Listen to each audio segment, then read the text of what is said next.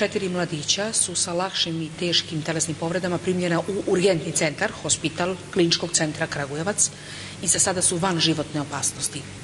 Dvojica nešto teže povređenih, od kojih su kompletno svi obrađeni, su primljena u jedinicu intenzivne nege, primili su adekvatnu terapiju i van životne su ugroženosti. Putnički kombi beogradskih registarskih oznaka u kojem su se nalazili sportisti iz Novog Sada je, kako se pretpostavlja, sustigao teretno vozilo koje se kretalo u istom smeru ka Beogradu i udario u prikolicu kamiona. Vozač teretnjaka nam je noćas rekao da je u retrovizoru primetio svetla kombija koji mu se približavao i da je zatim osetio udarac u svoje vozilo.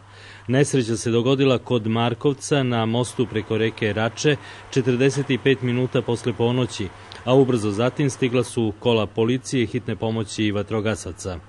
Istražni sudija iz Kragujevca započeo je noćas istragu o nesreći, pa pretpostavljamo da će tokom dana biti poznate sve činjenice koje su dovele do ovog udesa na autoputu.